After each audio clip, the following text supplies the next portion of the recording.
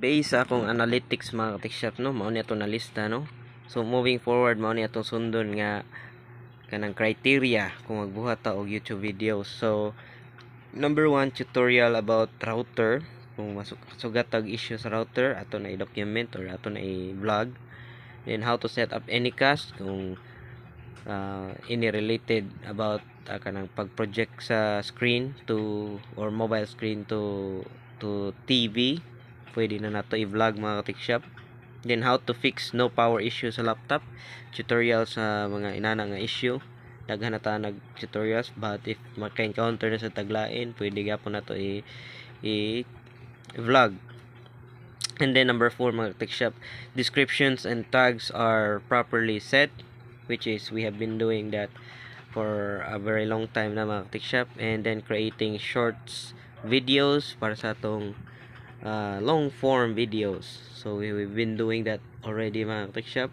Number 6 is videos related to Filipinos. So mga videos related to Filipinos, like kanang mga laag, culture sa Filipino, etc. And then we can use English, Tagalog, or Bisaya.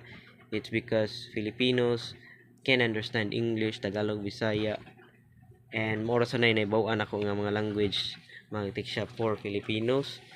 And then number 8, mga TechShop, focus on Bisaya and English. It's because ang atong top viewers is from Davao and Cebu City, which kaning mga viewers kasabot og Bisaya og English.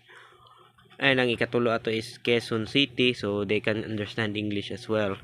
And number 9, mga TechShop, is focus on how to limit others from accessing Wi-Fi. So inani nga mga topic, pwede ta mo focus ana kay kasagarang viewers na to is katong nag-edad og 24 to 30 plus ang edad. So usually kanang mga parents nga gusto nila i-limit ang ilang mga anak pag-access sa internet.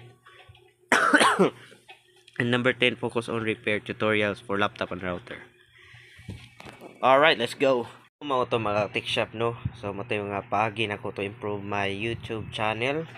And if you're planning to create your own YouTube channel, visit imong pwede ka from first few years or first few months imong channel upload lang bisag unsa until nga na kay YouTube Analytics, and then ibase imong YouTube Analytics ini-create nimo sa imong future videos mga ka-TechShop.